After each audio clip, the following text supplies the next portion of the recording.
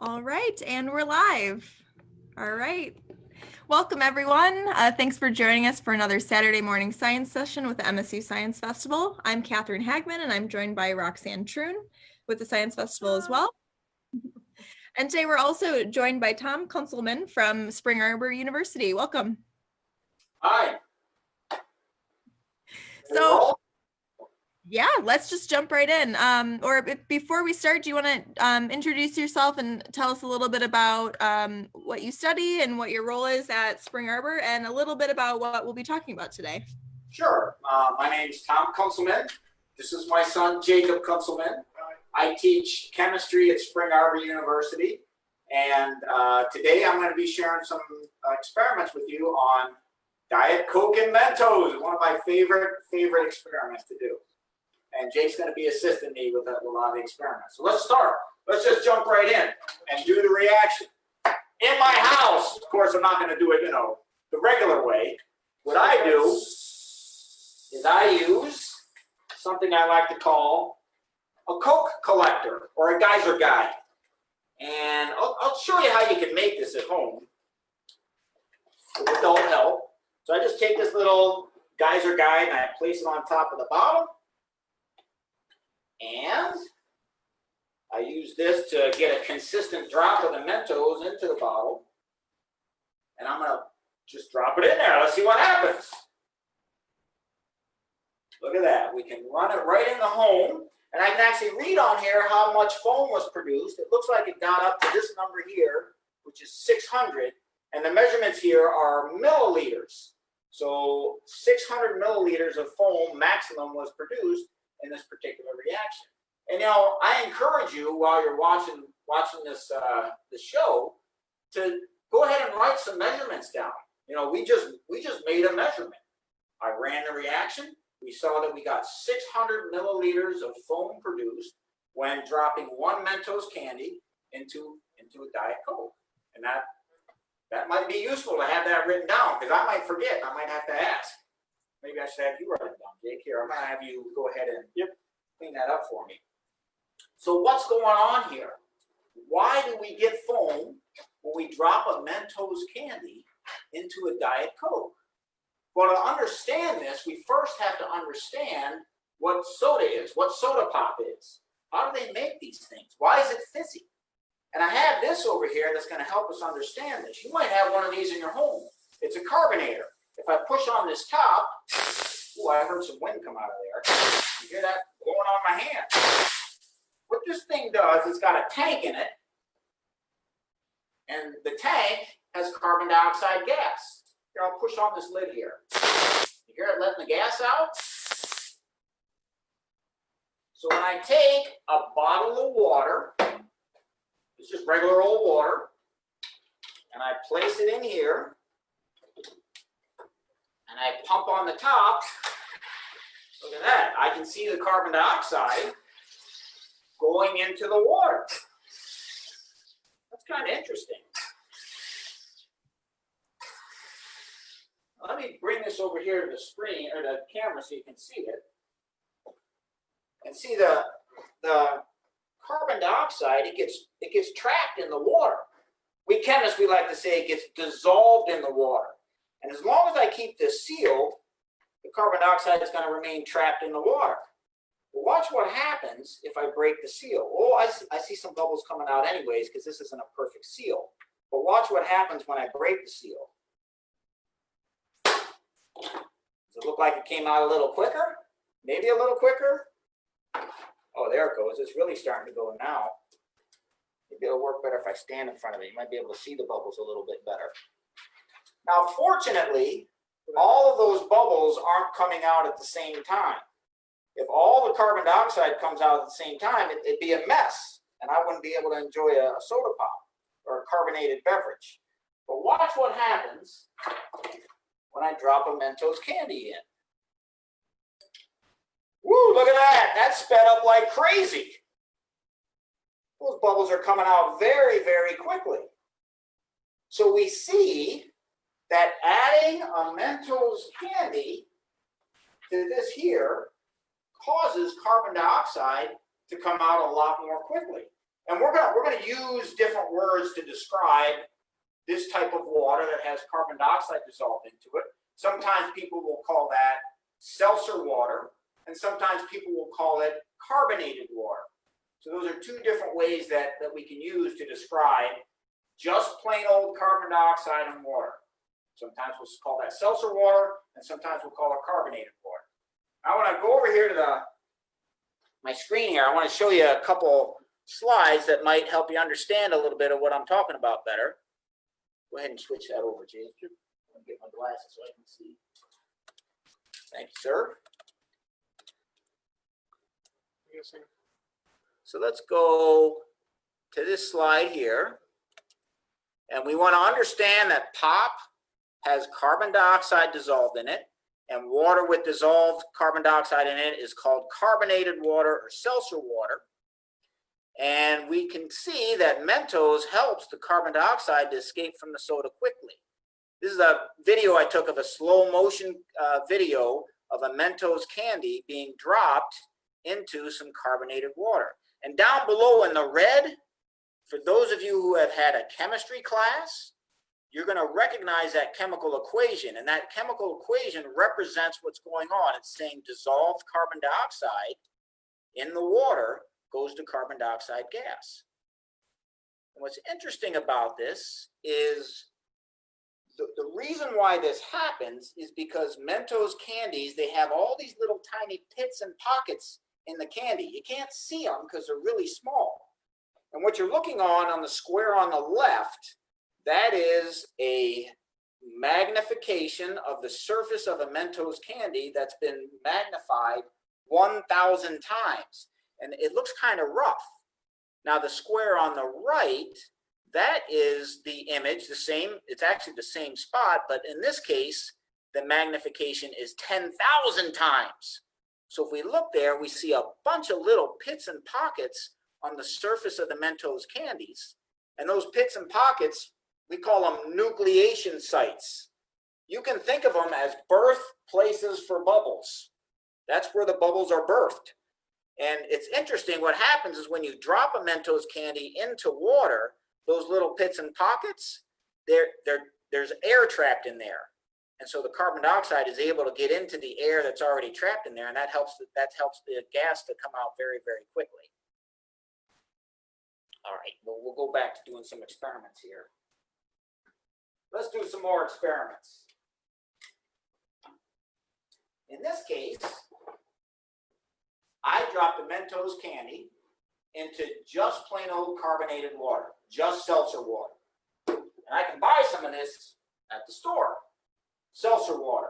The ingredients in this is carbonated water. Over here, I have flavored carbonated water. It's the same stuff with just a little bit of flavoring added.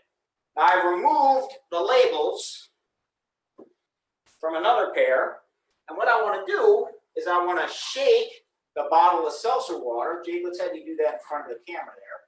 Shake it. So that's just carbon dioxide and water. Actually, it's not. I got them mixed up. I can tell that's the flavored one, isn't it, Jake? So here, let's give him this one. That one's going to be the seltzer water. Okay. Yeah, that's the seltzer water. That's what I'm used to seeing with just seltzer water. All right. Now we're going to do the seltzer water that's been flavored. And tell me if you see a difference. Oh, yeah. You notice the difference? Try that one. There's the seltzer water. And here's the seltzer water to which some flavoring's been added. Well, in one case, I see some big bubbles that disappear quickly. And the other case, I see some little bubbles that take a long time to disappear. You know, Jake, you think there'll be a difference between these two if we put a Mentos in each? I guess we can find out. What do you think? Which one do you think is going to work better in the Coke and Mentos experiment?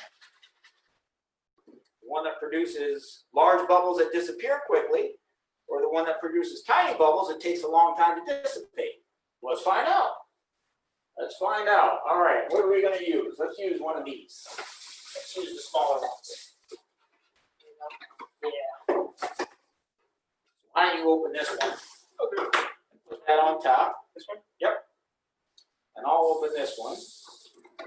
Oh, look at that. Boy, that's the difference, isn't it? Look at that. Oh. Okay, so I've got the seltzer water. Yep, you got the flavored. I'll let you get. So this one's the flavored.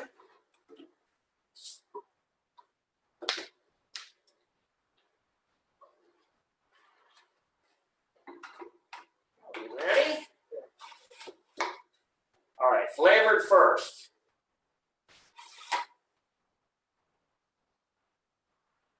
That kind of looked like it does, didn't it? Let's try the other one. Maybe they're both going to be duds. Let's find out. They're both duds. Now, I wasn't expecting that, to be honest with you. That's not what I usually see. Let me just try one more time. Who knows? Maybe I've learned something new. It wouldn't be the first time. Try one more time. Yeah, let's get this one going.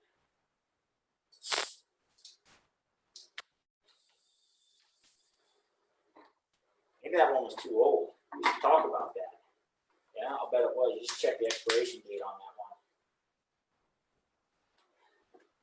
All right, let's try it here. All right, this one's flavored. Little bit of foam. Didn't make it up into the tube though. Well, what I'm used to seeing, although I haven't, let's go and provide. Oh yeah, it went up there. There we go, a little bit. That's what I'm used to seeing. And now we'll try the one that's just the seltzer water alone. That one just doesn't seem to be able to get much higher than here, does it? Let's let it run a little longer because we let this one run a little longer. Yep.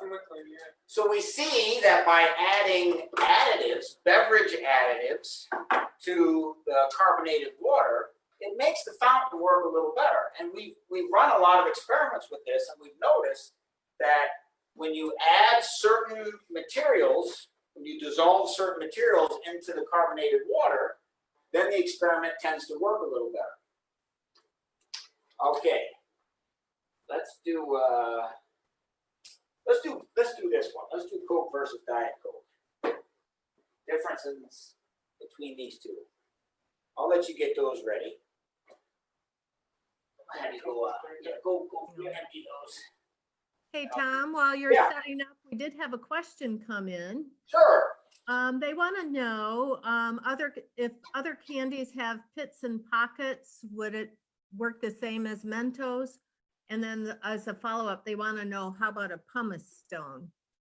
A pumice stone, I have never tried a pumice stone, but I can guarantee you I will be doing so. That is a great suggestion. Wow. Well, I was going to do it a little later, but let's do it now. Let's do that test right now. So the question was, do other candies have pits and pockets in them that allow for the degassing to occur? And I actually have some here. I have some Altoids, and I have some watermelon sugar-free gum Mentos, and of course we've got your standard Mentos. And I'm gonna go to a little side here, and I'm gonna go to the Jason, you give me to the PowerPoint. Go to the slide that shows the magnification of the surface of all three of those candies. So you're gonna have to go through. Which one is it? Bit. Just keep sliding down. Keep going. Right this there. one? Yeah, there it is. So on your screen, what you're looking at right now is images, microscopically tiny images that we've taken of the surface of the Mentos candy. And then in the middle, that is the surface of the Mentos watermelon gum. And then on the right, that's the surface of the Altoids. Now, I'm not going to tell you what I think. I'm going to let you go ahead and figure out what you think and make some guesses here. Which of those pits and pockets look tinier to you? So which ones do you think are tinier? And which ones look kind of similar?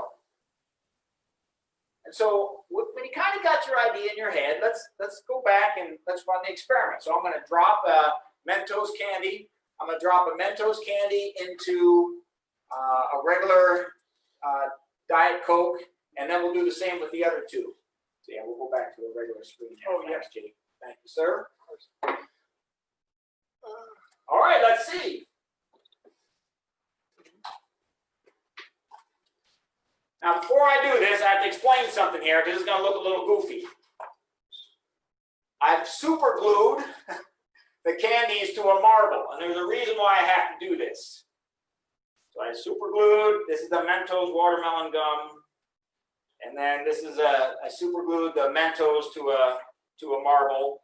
And the reason why I have to do this is I've noticed when I'm doing these experiments that so much foaming happens when I drop Altoids in that the Altoids don't sink. The foam actually pushes it back up. And the same thing tends to happen with the Mentos watermelon gum. And you got to get the thing to sink for it to work really well, so that they all sink to the bottom. I have super glued each candy to a marble. Okay, let's try it out. Let's do the Altoids first.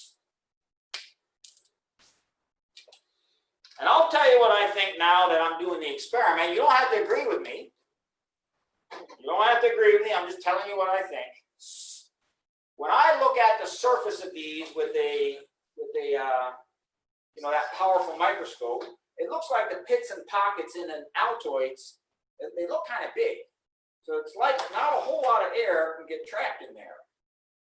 That worked pretty well, didn't it? That got up to 650. That's not too bad. Let's try the others.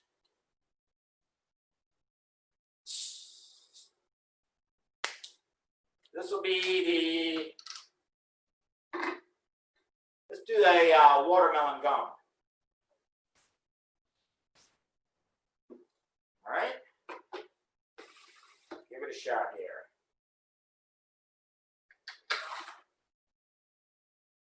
Oh, that's working a little better. 775 milliliters. Okay. And now we'll try the Mentos candy. So the pits and pockets help, but the different sizes mean that some of them are going to work better. And it tends to be the case that the smaller the pits and the pockets, to a point, works better. Let's see what this one ends up doing. This is your regular Mentos candy. Oh, it got stuck. There's a little piece of plastic on the end of that. Let's hope this works here. Holy cow, it might go off the top. No, I don't think so. That got to 1,050 milliliters. 1,050. So we see that, yes, to answer your question, it is the case that some candies do have pits and pockets. And because those candies have pits and pockets, they can help to cause the reaction to happen. But it turns out that in our experiments, watermelon gum, that came in second, didn't it? The Altoids came in third, and the Mentos came in first place.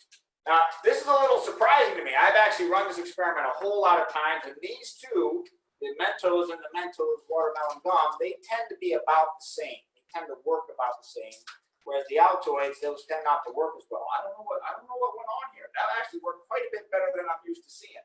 But that's just what I saw today. It's something I'm going to have to continue to test. Okay.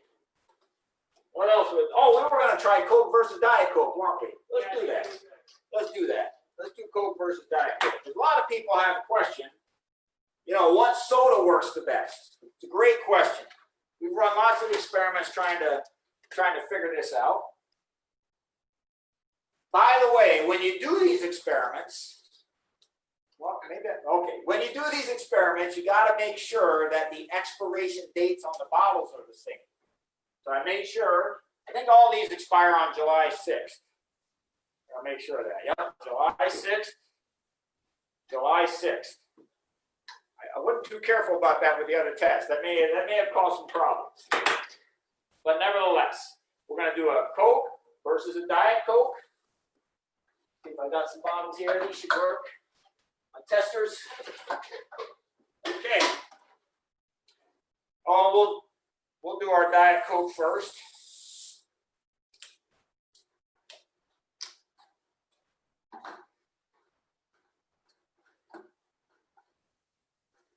That's not attachable.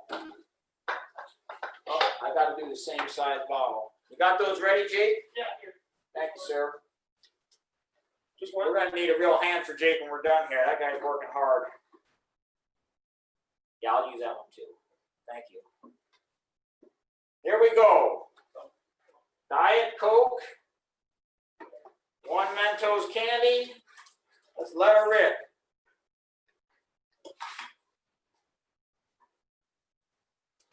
Ah!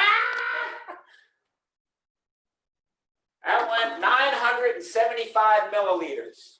975 milliliters. Let's try a regular Coke.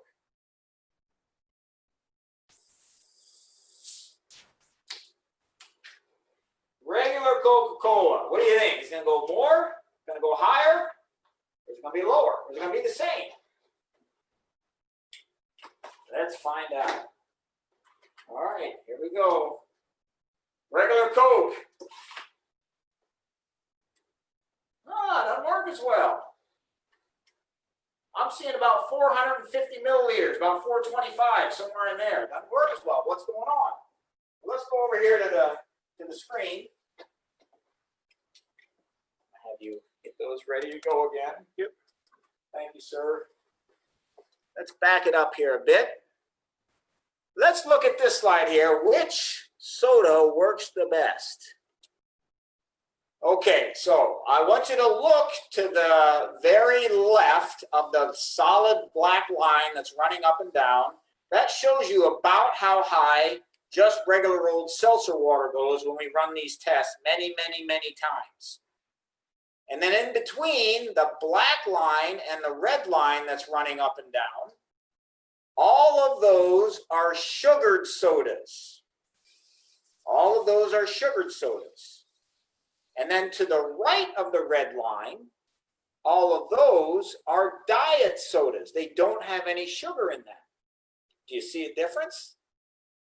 I do. When I see a huge difference, right? I say, okay, look, those sugared sodas, all of them work better than the seltzer water. And I know why that is. That's because the foaming tends to work better when you start to dissolve stuff into just the regular old seltzer water.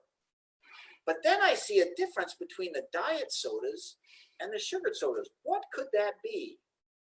Well, when I think about it, and I'm not saying this is right, but this is what the scientists who study this think, they know that sugar, when it dissolves in water, makes the water more viscous. What is viscous? What's viscosity? Well, that means resistance to flow. So imagine taking honey, boy, there's a lot of sugar in honey, isn't there? And turning it upside down. How long does it take for the honey to flow out? Well, it takes a long time, doesn't it? Now do the same thing with a cup of water. Boy, that water pours out right away. So we know that when we dissolve sugar into water, the viscosity increases. And viscosity is resistance to flow. And so if we have resistance to flow in the Coca-Cola that's sugared, well, it's going to resist the formation of the foam. It's going to resist the flowing of the bubbles, and the fountain's not going to be as high. In the diet sodas, in that case, well, in the diet sodas, they don't have that sugar. They don't have that resistance to flow, and so they're able to produce much, much higher fountains. Well, I don't know about much, but it looks like, maybe 50% higher than the sugared sodas. This is what we're going to test next. What is the effective temperature? That might be fun. You want to try that? Let's do it. All right. While you're setting that up, Tom, we had another question come in from Claude. He wants to know what causes some of the liquid to come into the geyser range along with the foam. Can you ask that one more time? What caused some of the liquid To come up into the geyser along with the foam. Very good question. So what causes some of the liquid to come up into the geyser along with the foam? Well, in order to get a bubble, a bubble is going to need to have a gas that's encased by something. And what it's encased by is actually a layer of liquid. So if all we had was just gas coming out, there'd just be a huge puff of air. Well, it wouldn't be air, it'd be carbon dioxide. A huge puff of carbon dioxide coming out. But all of those, I guess, pieces, if you will, pieces of gas as they come out, they're entrapped. And the thing that encases the gas is a layer of liquid. And so there's a mixture of gas and liquid that's coming up. The gas is trapped, and the surrounding of that gas is the liquid. And what's interesting is what happens as the foam starts to decrease. What's happening there is the liquid that surrounds each bubble, it starts to drain. So it drains and it falls back into the regular liquid, and the gas heads up in the other direction and escapes out the top. That's an interesting question. I like that. That's a good one. I hope I've answered it. Let's try temperature here. That's cold, and that's hot. Oh, that one's cold too. And this one, no, that one's dead. This one's room temperature. Okay?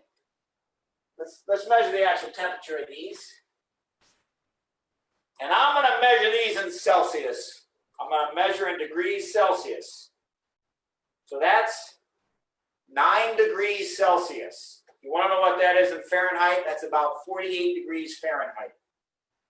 This one here is 19 degrees Celsius, or 66 degrees Fahrenheit. This one over here is 95, well, that's Fahrenheit. 35 Celsius, that's 95 Fahrenheit. So let's run them. Cold, room temperature, hot. I think we've already seen this one, haven't we? Yeah, we've already seen that one. Well, maybe we should do it with the same. So what I'll do is I'll run the cold one. No, I can't use that. I'll run the cold one. Do we have another one that's this size? Do we not? We do. This one? Yeah, that'll work. So I'll run the cold one, then you get that one rinsed out so that we can get it back here for that one. That one's got a little kink in it. All right, so let's do the cold one here first. Hope some of you are writing this down. What was the temperature? 9 degrees Celsius? Yeah. Okay. Pop it in there. So, there we go. 1 Mentos and a Diet Coke at 9 degrees Celsius. Off we go. That got up to about 200. Oh, 300. It's going still. Look at that. Maybe getting to 400. Not quite. Just a little bit below 400. We'll call it 375. Now we'll do room temperature. Trying to remember what this was. This was 17 Celsius, wasn't it? 19. Glad Jake's keeping me straight. I hope you all are too at home. All right, let's run this one. Room temperature. There we go. Room temperature, go. That went a little higher. 850 milliliters. 850 milliliters. Yep. All right. Thank you, Jake. Boy, we're keeping you busy. All right. Now we're going to do the hot one. What was the temperature on this one? 95 Fahrenheit, 35 Celsius. This is almost body temperature.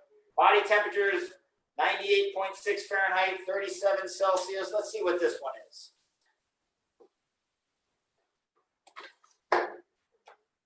All right, let's give it a drop. Go! Holy cow! Oh, no, didn't go out the top. 1,250 milliliters. So we see the effective temperature. It looks like temperature helps this reaction to go a lot higher. And the reason why that is almost all processes go faster at higher temperatures. And if you get the release of gas to occur much more quickly, you can produce a higher foam than if the gas is released slowly. That's a really common thing that we see in chemistry and in chemistry experiments that temperature really affects the things that go on. And that's something that we should be thinking about as our world changes a little bit with some of the changes that are going on with the release of fossil fuels in the atmosphere. The temperature of the Earth is changing a little bit. And that, just like we saw here with the Coke and Mentos reaction, changes in temperature can have influences on a lot of different processes. Okay, here, see if I can get to my share screen. Yep. Oh, sorry. How are we doing on time? It's 10:30. We've got about 10, 11 minutes left in the Okay. stream. Okay.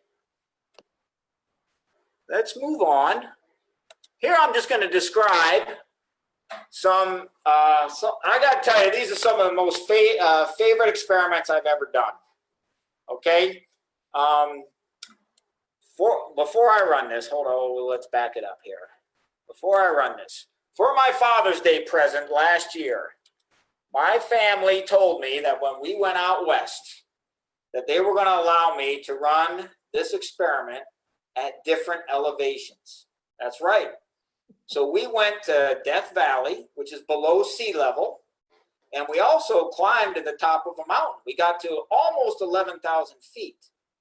And I ran this experiment you've been seeing me do all day long. I ran it at a whole bunch of different elevations. I did this out in Utah, and we did it in California, and we did it in Arizona and Nevada, all over the place out west. And I also did it while driving across the state of North Carolina as well, from the beach to Mount Mitchell, which is the highest peak east of the Mississippi. And I just wanted to see what the effect of elevation was on this particular experiment. I also teamed up with a chemistry teacher who lives out in Colorado. He did this while climbing Pikes Peak. He got up to 14,000 feet. So let's just run this here. There we go. And you're going to see it at 3 different elevations, some video that we captured. My boys captured this while I was running the experiments. Death Valley on the left, mountaintop on the right. Look at that. There's a difference. See, it's easier for gases to expand when the surrounding air pressure is low. Sure enough, and there's some other stuff going on too. It's not just that simple. We've noticed by taking careful measurements that there's other stuff going on instead of just the expansion of gases at higher temperature, at higher elevation, lower atmospheric pressure. But nevertheless, I thought you might enjoy seeing this particular experiment. And then these are the data that we collected. The black circles are the representative experiments done by my friend Ryan Johnson, who did these experiments while climbing Pikes Peak. The small dots you see are measured in Spring Arbor, Michigan. The small black dots around around 300-meter elevation. Had to run some controls, of course. The crosses that you see, those are experiments that I measured while driving. Those are the ones that I measured while out west. And the white circles that you see, those are measurements I made while driving across the state of North Carolina. So those are really fun experiments to do. Absolute blast. Let's, do we got time for one more experiment? Yeah, I think we have time for one more. So go ahead. This one I have to do outside though. So we're going to try to get it to where you can see me doing the experiment outside. Okay. It's just going to take a little bit of finagling here. And this experiment actually relates to, I'll stand here and talk to you for a bit. Okay. This experiment actually relates to this concept of social distancing. You probably recognize here in Michigan that a lot of things have closed down to try to keep people from interacting with each other to spread the COVID-19 disease. And what's interesting about that is a lot of the experiments I've been showing you today, they deal with how fast things go. The faster I can get this foam to produce, the higher the fountain goes. The slower the foam is produced, the lower the fountain goes.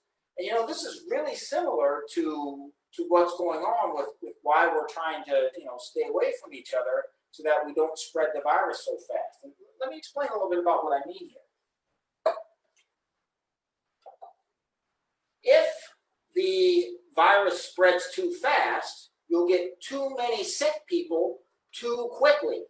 And if you have too many sick people in the same area too quickly, there's not enough doctors, there's not enough nurses, there's not enough healthcare workers, there's not enough hospital beds and ventilators to help all those people. And that can cause some problems, probably for some obvious reasons. So I'm going to do this experiment in 2 ways. And in each case,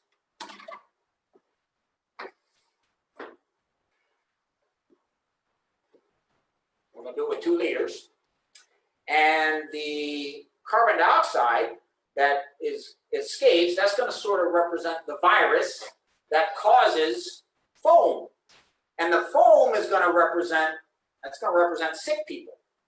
And the geyser guides, well, that's going to represent how many sick people the healthcare facilities can take care of. So we'll run this in 2 ways. We'll do it where not many interactions are happening, and we'll do it where a whole lot of interactions are happening, and we'll see the difference. So I'm going to try to head outside and try to get this set up because Window or door? let's see if we can get to the window. Okay, what do you think? Through the window?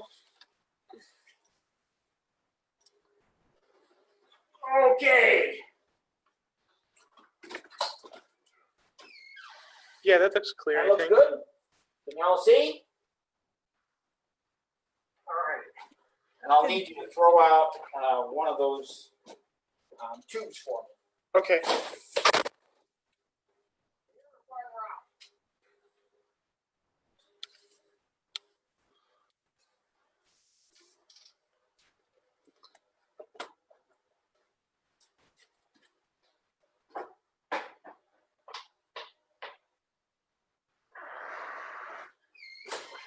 I think you're gonna have to go a bit further. I can't see him on the ground.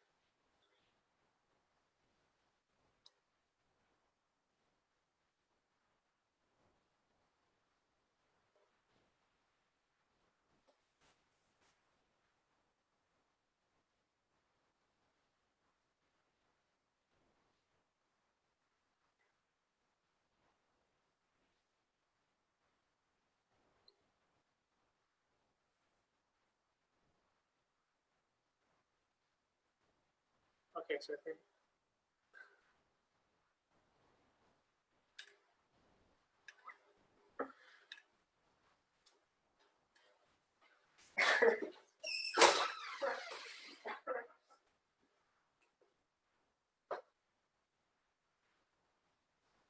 So long.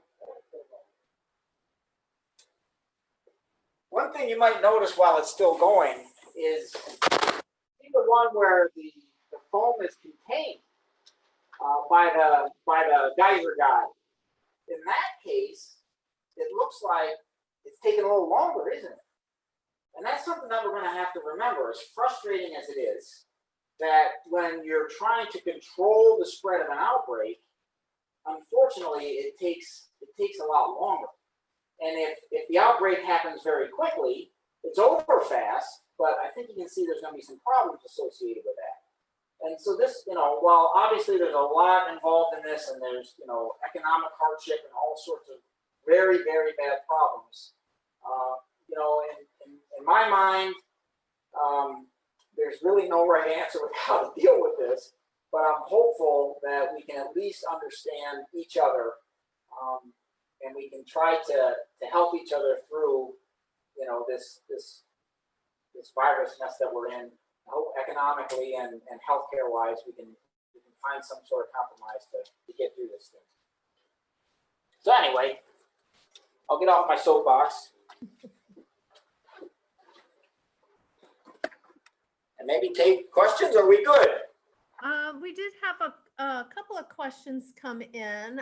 One was, if you put the Diet Coke on your carbonating machine you showed at the beginning, would it make the foam even higher? So they want me to put the Diet Coke in this, is that right? Yes. Well, we'll try it, but this guy is here. Jake, empty that out real quick. So they want, all right, we'll give it a shot. Here's the problem with this. You might remember I've told you that when stuff gets dissolved into water, then the fountaining kind of works a little better. So if you actually do happen to have one of these, there's a Mentos at the bottom of that. Oh, is there? You don't want that. Here, I'll just pour it in here. If you're ever making one of these at home, what you do is you carbonate the water first. You don't put something in there. And that's because if you have something dissolved in the water first, just say it makes it a lot messier when you open up the bottle. We'll try it though.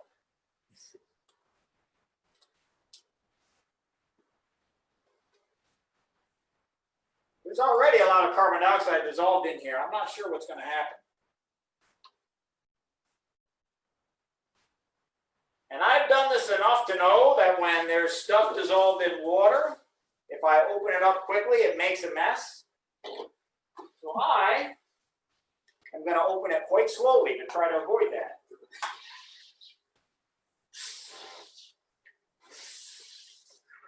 Ah! It looks like it's making a mess. You can tell there's a lot more foam here, isn't it, that's surviving. It's going to take me a while to open this back up. I think I'm just going to let it set for a while, because I think if I open this up, it might make a mess, and my wife, she's out getting groceries, and if she comes home and sees a mess, she may not be real happy with me. So we're just going to let this set here for a while. Okay.